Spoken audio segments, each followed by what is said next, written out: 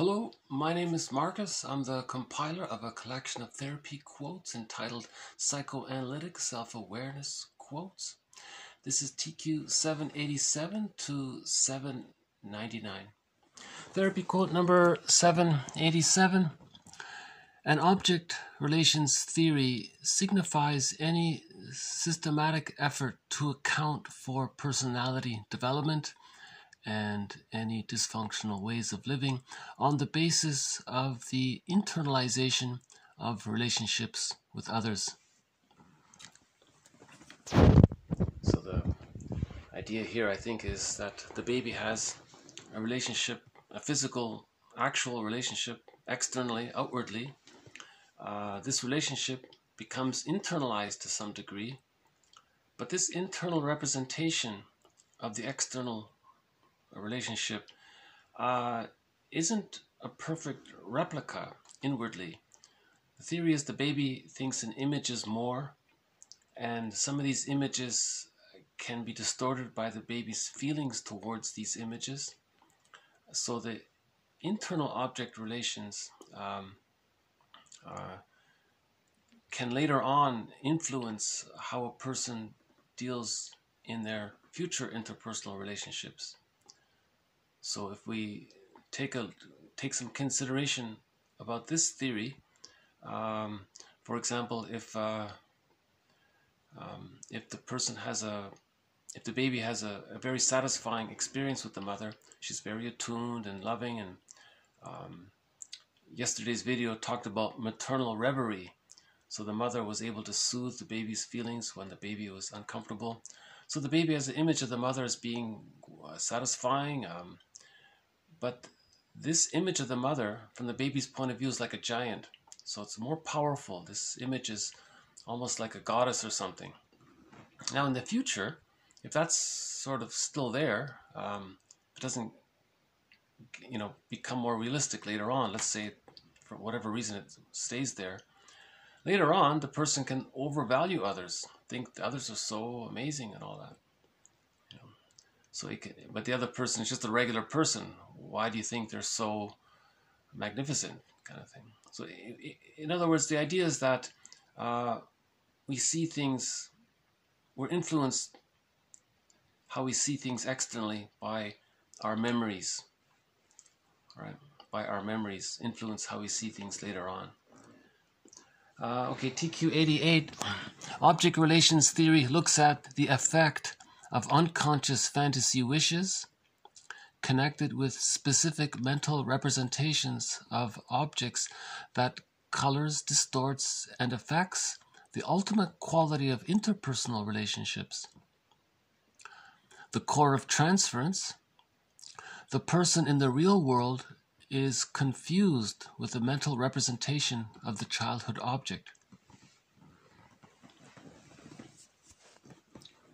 Okay, so the idea is that when we project, it distorts reality to some degree. If we're projecting an internal representation of the self or other onto someone else. The theory is we do that because we want to get to know the internal object relations. Because the internal object relations, if there's a developmental trauma and things are frozen there, we're going to project based on this internal working model.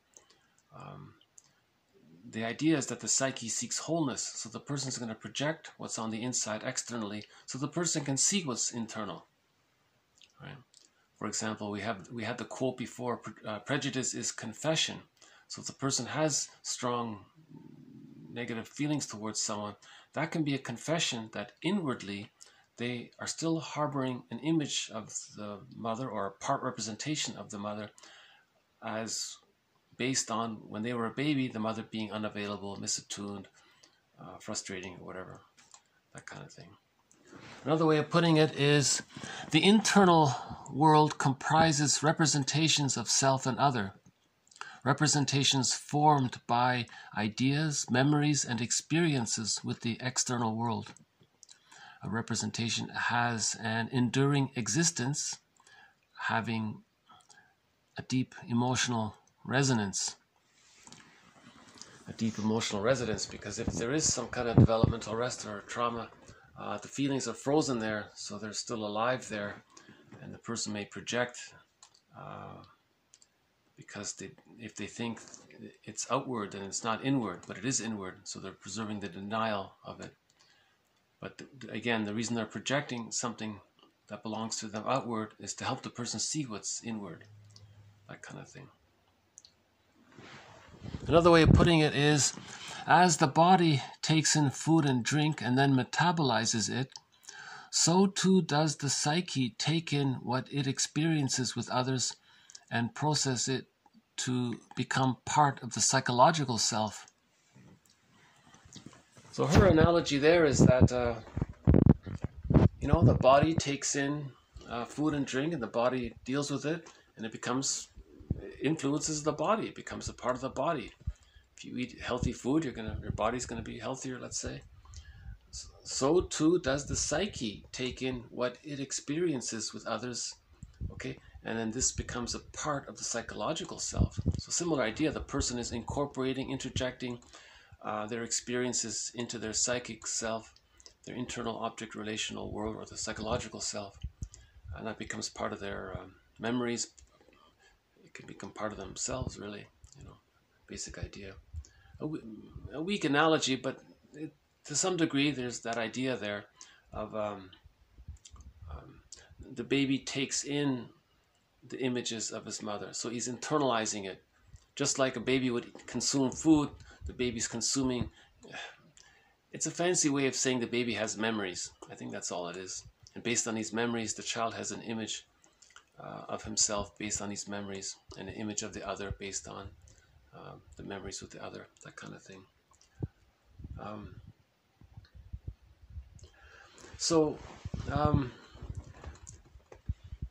Again, the baby, because of his small size, from the baby's point of view, we theorize the baby sees his mother as some kind of giant. If we consider from the baby's point of view, from the baby's perspective, the mother's quite large. So the memory, how does the baby create a realistic picture of his mother? His ego hasn't developed enough. So the theory is the image is going to be based in large part by his emotions around what happens with the mother. So if he's very frightened, if the mother's away and baby thinks he's going to be abandoned, he's very frightened, these emotions are going to affect this image of the other. Right. Now, what typically happens is the baby creates two images of the mother: the satisfying image and the frustrating image of the mother as being frustrating, and the image of the mother as being satisfying. But by the age of 6 months, these images come together to form a whole representation of the other and the self. So it's realistic.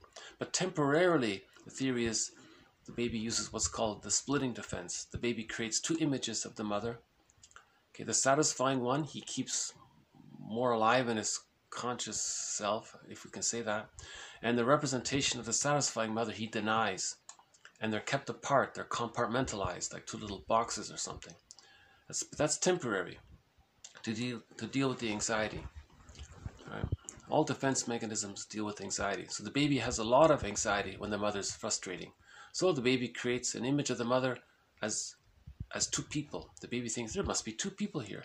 There's a good mother and the frustrating mother. And the frustrating mother he'll deny. That's called splitting. When the loving memories, when the satisfying memories outweigh the frustrating memories, the splits get to come together. Okay, when that happens, the child feels safe enough to differentiate his image of himself from the image of the other. The theory is from birth to 6 months, that's called the stage of undifferentiation, or the stage of symbiosis, meaning the child's image of himself and the image of the other, the mother, are blurred, they're fused, they're one there. Right? So from birth to 6 months, the baby doesn't know where he ends and his mother begins, kind of thing. But with enough love, the child feels safe enough to differentiate. That's a huge accomplishment, because with differentiation, we say that love and gratitude have entered the psychological picture, because the child needed enough love to differentiate, to feel safe enough to differentiate. So he got enough love. Now, if the baby didn't get enough love, meaning his frustrating experiences outweigh the satisfying experiences. For example, in yesterday's video, we talked about maternal reverie. May I refer you to yesterday's video about maternal reverie? If the mother wasn't able to offer that maternal reverie, the baby may interpret that as being rejected, unwanted, devalued, and so on. Now, when there's a trauma like that, when there's pain like that, the child doesn't feel safe enough to differentiate, so he's still fused there. He's stuck there, right? And then he doesn't really, there's a lot of emotions around that. So the images are going to be more exaggerated. If he's more hurt and angry, the images will be more frightening, let's say. So just briefly again, typically from birth to 6 months, that's called the stage of undifferentiation. And if the child feels safe enough, at the age of 6 months, he differentiates. After that, more of his life force can cathect to himself, and he can get to know himself more, and he's moving around, he's getting ready to walk. Okay, later on, the next phase is the stage of rapprochement. He does things more on his own. He can walk now. He can do things away from his mother's sight, but he knows he can return to his mother for emotional refueling as needed, knowing that the mother supports the child's efforts to complete the separation individuation process. In other words, the child knows that the mother accepts the idea that the child is going to become psychologically autonomous, and the child's going to individuate and achieve the psychological birth roughly around the age of 3. So with enough love, the child internalizes all of these positive memories. They condense, coalesce, come together to form part of the child's inner world, his inner psychic structure. We call these positive memories the holding interject, or the internalized good object. With all of this inner security, from all of this love that he got, he feels safe for much more of his life force to cathect to the image of the self. At that point, we can say, the theories, that he has achieved a psychological birth. Because when that happens, the person has access to the real self. The person feels safe enough to know his unique wishes, to know his individuality, and then he has access to the capacities of the real self, as described in a recent video by Masterson. So may I refer you. The past few videos this week I think were pretty good ones. I really would recommend the past few videos, if I may. That covered a lot of ground. The past several videos covered really a lot of ground, I think. Again, this series talks a lot about object relations theory. So we're just adding little quotes about what object relations theory is. Hopefully each quote adds a little facet, a little twinkle here, and so we can build our awareness of the theory. It's an interesting theory. I think it's interesting. Yeah. Okay. So let's move on to one more quote on projection. Projection refers to the process of expelling and getting rid of unwanted or bad feelings, parts of the self, and placing them in others to disavow those aspects of the self. The aim of projection is to make the self feel all right, devoid of badness. In other words, to preserve the denial. If the splitting is still there, for example, the person is going to project the rejecting image of the other onto non-threatening substitute others to preserve the denial. So there's a huge unconscious ambivalence towards the mother when the splitting defense is still there. You see, when the splitting defense is still there, that precludes differentiation. He doesn't know who he is because he's still fused, blurred with the image of the mother. So he's sort of stuck there, right? So if the splitting is still there, he may project the rejecting image of the mother onto a non-threatening, safe substitute other. Sometimes they manufacture some excuse to say that other person is so terrible. They're an innocent bystander, but they'll fantasize that they're bad somehow. That allows him, number one, to deny that there is such a thing as an image of the mother that's frustrating.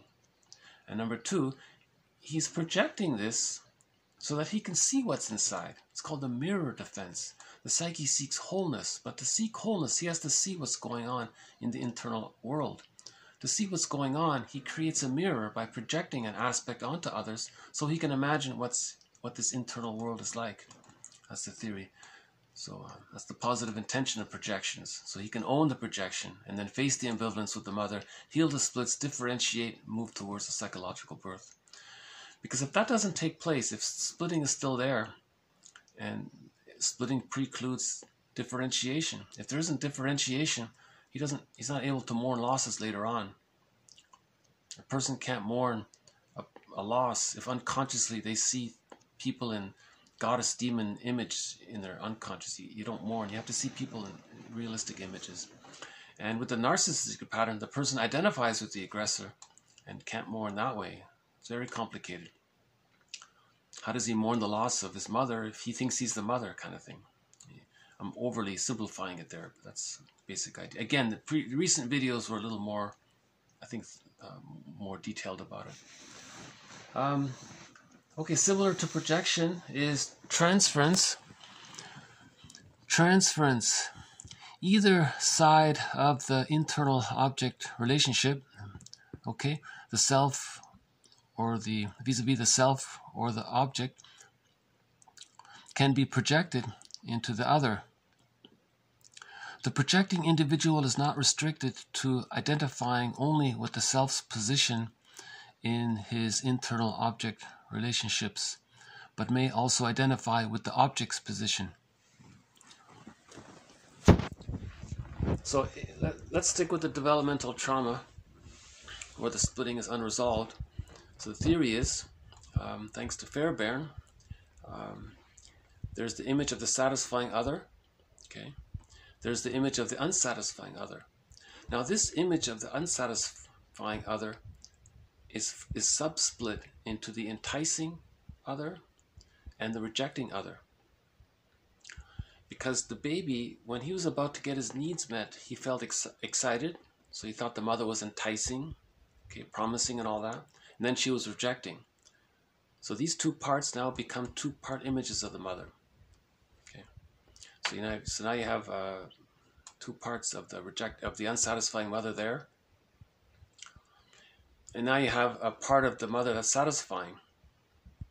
Now these three parts can get projected onto others. Now, related to these part images of the other, connected to each one of these three parts, there's a part image of the self. Okay. Now, these three part images of the self can also get projected onto the other. So these 6 images within can get, any one of these 6 parts can get projected onto another person. And then the projector can identify with any one of these 6 pictures. So you can see how it's all very fragmented, a little chaotic there, like that. Okay, so to simplify it, to borrow Masterson's idea, to overly simplify it, there's the image of the other that's loving, linked to an image of the self that's loved. Okay, there's an image of the other that's frustrating, linked to an image of the self that's devalued. Now you have these 4 little images. Any one of these 4 can be projected onto the other, and they can flip around and so on. So again, the idea is to recognize the projections so that ultimately we can heal the splits. Because when we heal the splits so that the image of the other is whole, one realistic whole image of the other, okay, and same with the self, one realistic image of the self, with that differentiation, the person knows himself. You have to differentiate to have a sense of yourself, to know that your sense. If you're too blurred with the mother or fragmented like that, you don't know who you are. You're lost and confused. You want to heal the splits and differentiate to know the self. Okay, let's move on to projective identification. Projective identification is similar to transference, but contains an added element. An unconscious attempt on the part of the projector to coerce or induce his partner into identifying with his projections. So, if the person really doesn't want to admit that he has unconscious anger towards his mother, If he just idealizes her and keeps her on a pedestal and thinks the mother's a goddess, that means the splitting is still there. Now, how does he preserve the split? He doesn't want to heal the ambivalence. He's not, for whatever reason. So how does he maintain that split? How does he keep that psychic structure if he's not going to face the truth? He's going to project the rejecting image of the mother onto an unthreatening substitute other, and then coax that other person to do something annoying. Then he can convince himself that that other person is so frustrating, just like his mother was frustrating, but it's denied, it's unconscious. Now he's preserving the splits. You see, so in projective identification, it has that added element of you're coaxing the other person, you're baiting them, or you're pushing their buttons. You know what they don't like, so you're doing those things. You want to see that the other person, this non-threatening, safe substitute other, is somehow bad. Now you're fully convinced that this person is bad. That allows the split. That keeps the split there. The person doesn't face the inner ambivalence. If he can think that the rejecting, that is unconscious. The truth is, there's an unconscious image of the rejecting mother in his unconscious. He doesn't want to face it. That's the theory. But if he can see it outwardly, then he continues to not be able to not face it. That's his agenda. He doesn't want to face it. But the positive intention of the psyche doing that is so that the person can see what he's denying. Prejudice is confession, one person said. So if he's saying this other person is so bad, he's trying to see, the psyche is trying to tell the person, look in the mirror. Michael Jackson makes it clear. Take a look in the mirror and heal the person you see there. Okay. So in other words, own the projections. Look, it's inward. 2 days ago we had that song by Delirium, Self-Saboteur. She said in the line in the song was, you are what you disguise, blame is only a compromise. Blame is a projection, denial, and rationalization. So you want to own your projections. It's called shadow work. Right? We're looking for synthesis. If you're in denial and you're projecting, you're avoiding the synthesis. The psyche seeks wholeness. But if you're denying, projecting, rationalizing, acting out based on, to preserve the splits, the person is not, so they're caught there. That's a symptom of trauma there. So to heal the trauma, again, we have to heal the splits to differentiate, that kind of thing. So projective identification,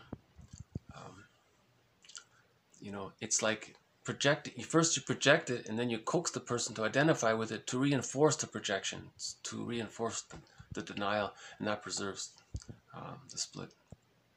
That means the split maybe is very deep. That means the person has really a lot of unconscious anger towards the mother. That's not to blame anyone. What the person can do, as mentioned in yesterday's video, they can read the Enneagram. There's 9 types there. The 9 healthy versions, the healthy versions of the 9 types represent the secure attachment style. But there's also 9 descriptions of the unhealthy versions of those 9 types. So the person can get to know their parents by identifying which one of those 9 unhealthy types their parents were. Now you're seeing the parents realistically. Okay, and then you consider that the parents were caught in their existential dilemma. The parents may have had prenatal trauma, birth trauma, situational trauma, trauma at the dentist's office, trauma while getting their tonsils out, situational trauma, intergenerational trauma. There may have been trauma in the environment, maybe there's some relocation. The parents may have been caught in their traumas. Someone said psychological, so they're psychologically incomplete because of their trauma. So if we recognize the parents as being human beings caught in their traumas, we can forgive them. Okay, forgiveness and healing are together, they're the same. So reparation of the other, as we forgive the parents, that's going to bring up some of the memories, the ambivalence. For a period of time, the person will be angry at the mother or the father more so than they love them, but that's temporary, but that's part of the healing process because you're facing ambivalence. When you do face the ambivalence, you're healing the splits, then you can differentiate and healing takes place, right? So one video said, if you build your understanding, that's a form of ego repair that heals the internal object relations. Anyways, let's go on with TQ 794, more on projective identification. Projective identification, a defense to distance oneself from an unwanted part of the self, while in fantasy, keeping the part alive in the recipient. That really, that little part there emphasizes the idea that he wants to have vicarious connection to what's denied in him.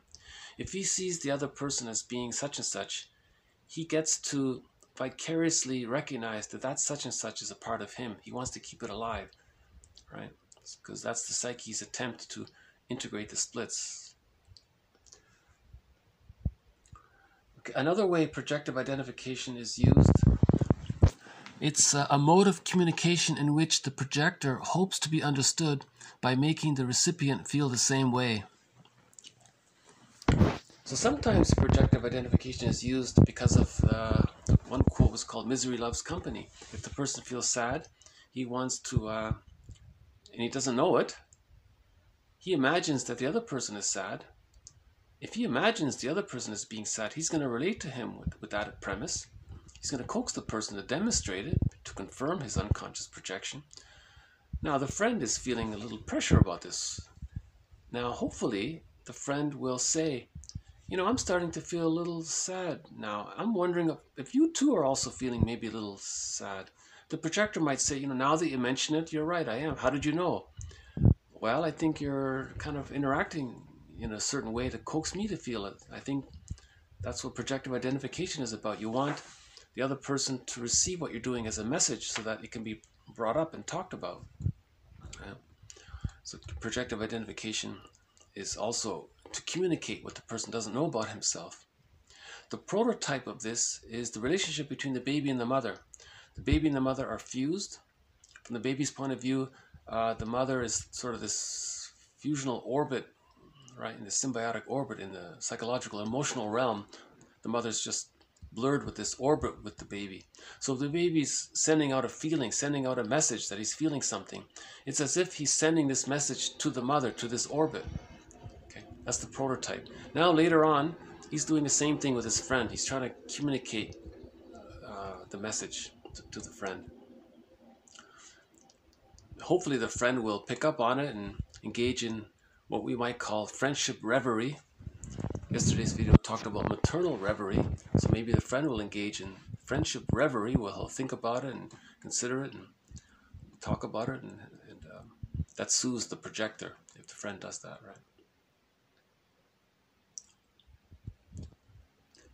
Projective identification is really meant to be existential hearsay by the age of 3.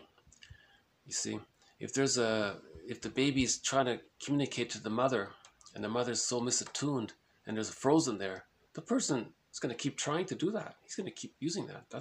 He's stuck there. How does he communicate his message? He has a trauma where when he tried to communicate, it didn't work. Now he wants to master that, so he's going to continue to do it. Now it becomes like Sisyphus. But with the secure attachment style, that gets resolved by the age of 3. All of these immature infantile defense mechanisms are meant to be temporary. Because of the baby's small size, he's going to use all of these defense mechanisms like splitting, projective identification, reaction formation, identification with the aggressor. There's magical thinking. There's that primary narcissism. It can be acting out, and a couple of other reaction formation we mentioned. All of these are meant to be temporary to get to the age of 3. If there's a trauma there, he's still using them. Anyway, so I refer you to earlier videos. Okay, let's do one more with projective identification. Projective identification. If no one in the dyad can take responsibility for the unwanted feeling, it will be batted back and forth between the two like a hot potato. When one person can comfortably, quote, own the feeling, however, the pathway for psychological change can begin. So initially, the projector is going to project something onto the friend.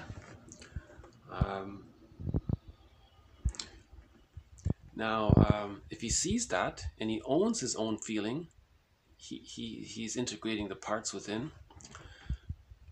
Now, the other scenario is he projects something onto the other, coaxes the other to feel it. The other person is feeling it, but he can't digest it or manage it. He's feeling uncomfortable. Now he's going to project back what he's now feeling. Now the first person is thinking, wait a minute, my friend is projecting something onto me, making me feel this way. That's not mine. He's going to project it back. So there's this hot potato back and forth thing. You see, ideally the projector would own his projection and he would calm down. Or the friend can receive the projection, engage in friendship reverie. Okay, then he can handle it. He can, quote, own it. It's in quotes there. It's not his, but he can manage it for him. The projector sees that, re-internalizes what the friend did with those feelings, takes it back into him, so to speak, and he calms down. So everything's okay that way. But if neither person, the projector nor the friend, can, quote, own this or process this emotion, he's saying here it gets bounced back and forth like this, you know. Okay, TQ 795. In object relations theory, quote, splitting is meant to describe a way of seeing the self and objects prior to seeing them whole. It is central to the way in which infants first organize their world. So this quote makes it clear that the baby, before he can see the mother as a whole person, in the beginning he sees her in these two split images, goddess or demon in the beginning. You know. So that's the theory about the defense mechanism of splitting. The baby comes out of the womb. No mother can replicate the warmth and comfort and security of the womb life. Remember, from birth to 6 months, that's an extended womb. The womb life is meant to continue. In the womb, all of his needs were automatically met.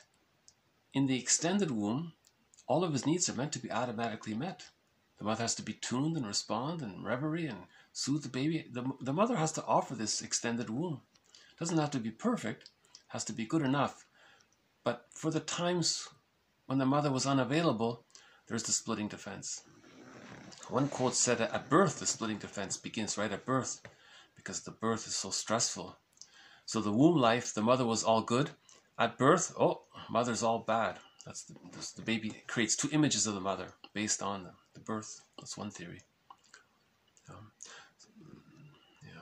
So we've had quotes about this already. You know, is it possible? You know, if the baby has no prenatal trauma, no birth trauma, in one motion the baby's handed to the mother, right? The cord stays, the placenta stays. Apparently the cord is long enough so in one motion, one calm, warm, smooth motion in a warm womb, in a warm room, the candles is warm, no loud sudden noises or anything. Apparently the cord's long enough, and then the placenta comes out a few minutes later, apparently, and that can be placed in a bowl and they can sit on the bed beside the mother. So the baby has a continuity of the womb life. And let's say the mother is very attuned and bonded. Maybe the child doesn't need to really create wildly exaggerated images of the mother. Maybe the baby can, maybe the baby creates miniature splits temporarily, but then they'll be easy to come together by the age of 6 months.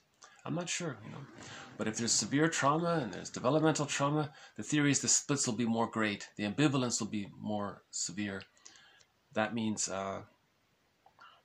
it'll be harder to mourn losses later life because the person didn't achieve differentiation. Splitting precludes differentiation. The splits have to come together for differentiation to take place. Differentiation is needed to mourn losses later on. Differentiation means the image of the self is whole, the image of the other is whole, and they're separate in the psychic world. Then the child knows himself, and he has that inner security and realistic perception that the other is just a person. So mourning is possible, but splitting prevents all of that. Right? And we had a quote before: splitting precludes mourning, and if mourning doesn't take place, that can lead to complicated grief, aggravated grief, delayed onset of grief, chronic sorrow, pathological nostalgia, melancholia. Okay, TQ 796. In melancholia, which looks like a mourning that doesn't end. Harsh or negative feelings toward a lost loved one are turned against the self. Change in psychic structure is seen as coming from an object relation. Okay, so we have to heal the internal object relation. So we're talking about, again, the reference here about object relations theory is that healing involves building psychic structure, healing the internal object relations. Splitting is a developmental trauma, so we want to heal the splits. Right? He describes melancholia, a mourning that doesn't end. So of course, the person can't mourn. Now the feelings of sadness, where do those feelings go if they can't mourn? It goes to the image of the lost person. Right? Now that image of the lost person is more frightening, let's say, or more hard to accept, let's say. So that can be stressful. One quote maybe 2 weeks ago was about the client had lost a person in the external world, right? The father, I think, or a parent. When the parent passed, the person's life force was connected to that parent, obviously. Now, when the parent was passed, where does that life force go? In his case, it went to the rejecting image of the other. But the internal image of the other is more frightening. Now there's more stress. And that's why a lot of people begin therapy, it says. The person arrives on the first day, the therapist apparently asks, what brought you here? What precipitated your coming here? He says, well, this person was lost. So the idea there is that with the life force was connected to the rejecting image of the other, but also the person's life force, he had a connection to someone in reality, in the external world. Now, when that's gone, that means more of the life force is devoted now to this internal image of the other. But this, again, this internal image of the other is more stressful, right? That's what started the therapy. It's complicated grief. That's increased stress. It's stress on stress. So it's, and then in melancholy, that can lead to the symptoms of PTSD, and to, as one person said, to becoming a curmudgeon, not an elder, because they could never face the ambivalence of the parent. They're overly attached. See, Fairbairn says the more rejecting the mother is, the more frustrating the mother is, the more unavailable, and so the more the baby needs the mother, the more the baby identifies with her, bonds with her. So it's too strong, the bond. Sometimes it's so severe, the child just identifies with the mother. That's called the narcissistic pattern. Okay, identification with the aggressor. You see. How does the baby deal with the mother who's impinging, unavailable? From the baby's point of view, the baby feels he's being rejected, we theorized. He's being devalued, unloved, and all that. He identifies with the aggressor, grows up, and then devalues, objectifies, exploits others because he feels that's what the mother did to him. Now again, he's trying to, when he does that to others, he's trying to communicate that his mother did those things to him. Okay, so the person who's devaluing, and cynical, and pessimistic, and sardonic humor, and this bitter, biting irony, and all of this hurtful, humiliating humor, and all, putting others down with hate. You see, the baby interprets the baby. That's how the baby felt by the mother not loving the child enough. He identifies with the aggressor and then does that to others to communicate. That's how he felt when the baby, that when he was a baby, the mother devalued him. He devalues her. So we had that novel before, reference to that novel. The mother exploited the child, that objectified and exploited the child. That child grew up and then he identified with the aggressor and then exploited and objectified others. And he did it his whole life. And the rationalizations he was using to do this, those philosophies or whatever, those things he was saying, those logical fallacies and these circular reasoning and straw man arguments, all these convoluted fake philosophies, these long rationalizations are long lies, false logic, superficial law, all of these tricky tricky thought. Those things he was saying were the same things the mother told him. And he never made the connection. he spent his whole life bonded to the mother by being her. He never separated from the mother. That's a narcissistic pattern right there. Okay, let's, yeah, tough topic here, eh? We'll end on a song, so hopefully by the end of this video it'll be a little lighter. Okay, TQ 797. In Jacobson's view, Edith, right? In Edith Jacobson's view, at about 3 months of maturation of the ego, okay, this leads the child to differentiate the love object from the self. At this point, the beginnings of self and object images are formed. Okay, gratifying experiences become libidinally, okay, life force, positive emotions, love, right?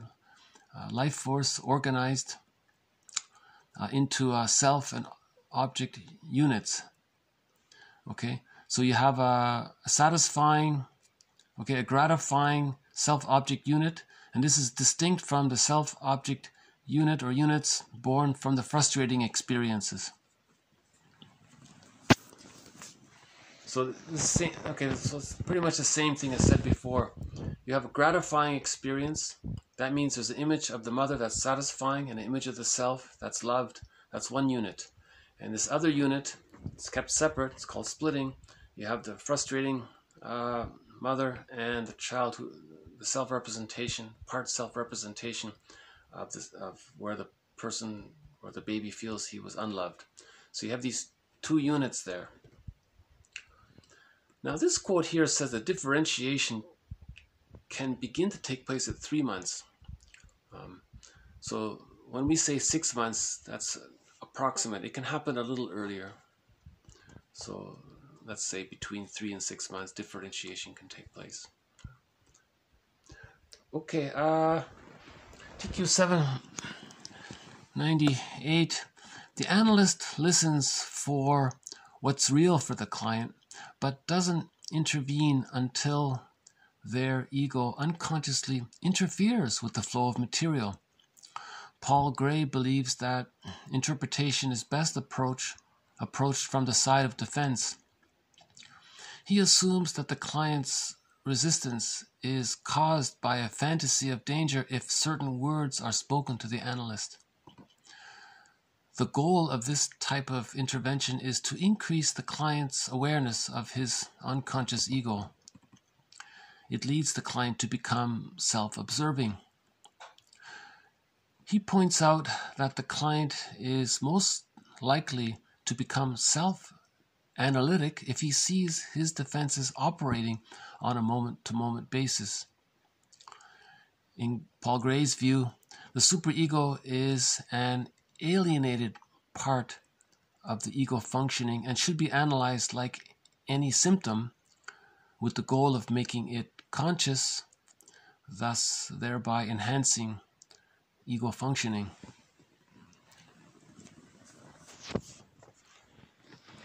So he's just emphasizing the idea that when the client is, free association, the client is talking about what's important to him, at some moment he may feel afraid to continue to talk about what he was starting to talk about, and then he'll change topics or distract himself or do something. Now at that moment, you want to notice that, he's saying.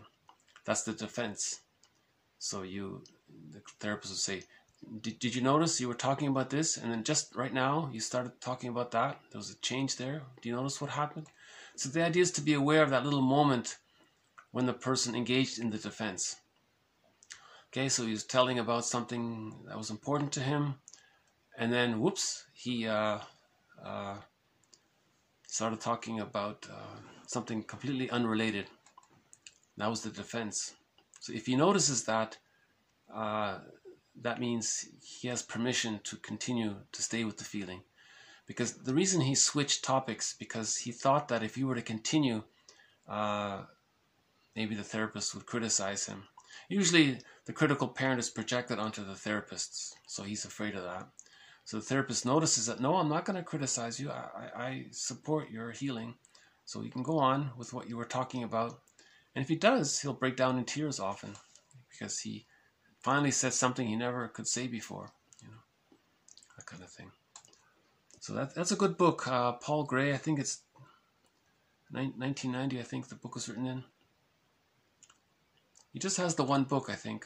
Yeah, if you look up Paul Gray, it's called Defense Analysis or something like that. It's got a grayish cover, I think. Okay, last one, TQ 799. Individuation, what's that? Individuation is defined as the process of coming to experience oneself as the unique individual self one is. It includes very specific self-knowledge about the traits, qualities, characteristics, and idiosyncrasies that make oneself and no one else. Again, individuation is defined as the process of coming to experience oneself as the unique individual self one is. It includes very specific self-knowledge about the traits, qualities, characteristics, and idiosyncrasies that make oneself and no one else. There's a new movie that just came out recently, an animated movie called Soul, and in the trailer it says, what makes you you? There's something that makes you you. Right? So this is something that makes you you. In the movie they're saying it's your soul. Here we're saying it's individuation. When you achieve the psychological birth. Right? So when you achieve individuation, you go through the subphases of the separation individuation process. You achieve the psychological birth. Then you have access to the real self and the capacities of the real self. At that point, that's what makes you you. Your unique you. The uniqueness of each person is in that part of the personality called the real self, as described earlier. This real self part has various capacities. One of the capacities is that it allows the person to know his uniqueness. What's unique about him? And this real part of the self allows the person to express it. This real part of the self allows the person a wide range of affect, so he can feel love and gratitude, and he can feel appropriate emotions. If he needs to mourn a loss, he can mourn a loss. He can feel sad if he needs to feel sad, appropriate emotions. Okay, he's a little more creative, he's more spontaneous, a little more enthusiastic, a little more vigor, more alive, and so on. So may I refer you to a video maybe 2 or 3 days ago by Masterson, talked about the capacities of the real self. So that's individuation, when the person has access to the real self. Right? I remember in one sitcom, the teacher said to the student was upset about something, and the teacher wanted to calm the student down. The teacher said, you know, there's something that makes you you. And that's all he said, and that helped her. I guess the way he said it, I think he maybe said something more with that. But that calmed her down. There's something in each person that makes us us. There's something, call it soul or individuation, or there's something that makes each person a little bit unique from everyone else. Right? That kind of thing. Okay, I'll just play a folk song if that's okay. This is a traditional folk song from a traditional culture.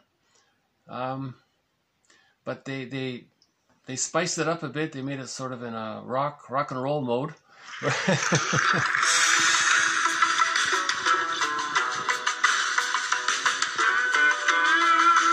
The band is called Nam Kar.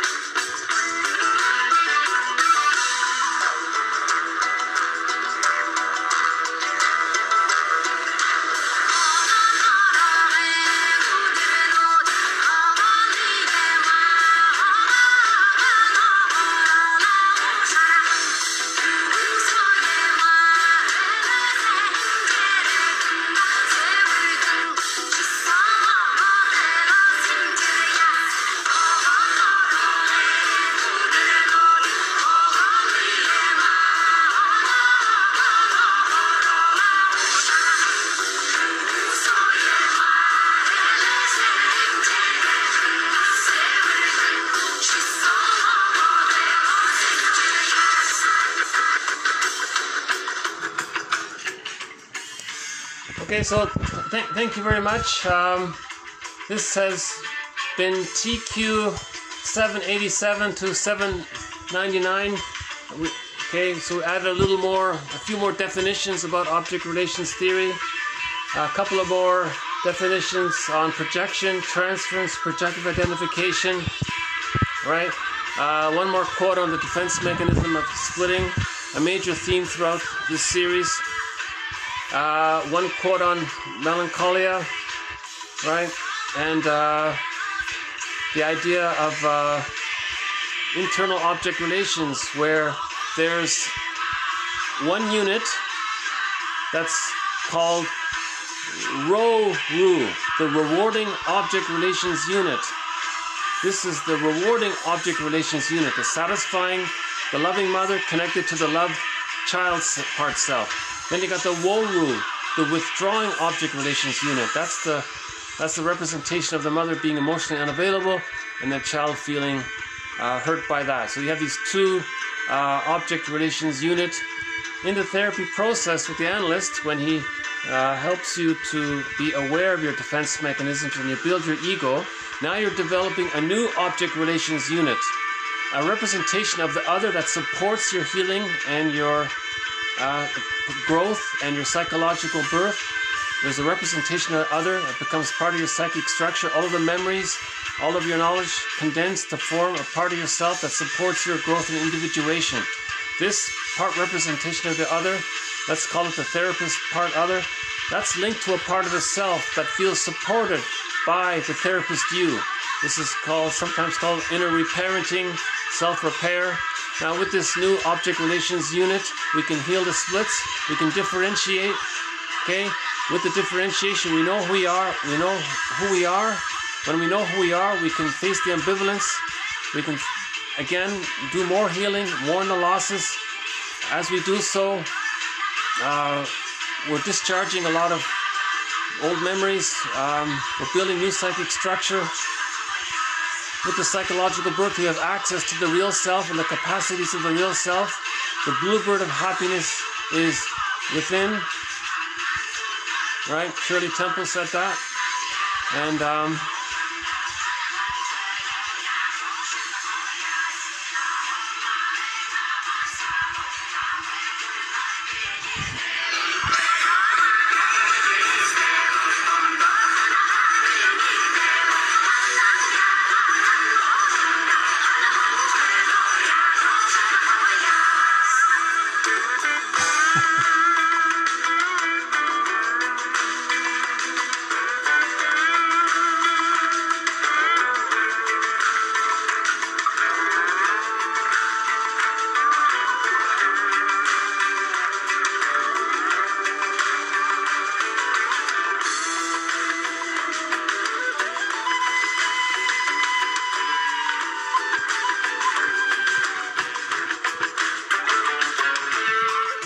okay, so thank you. We'll see you next time. The band there is called Namgar. Says here a Buryat traditional song. Thank you again. Bye for now.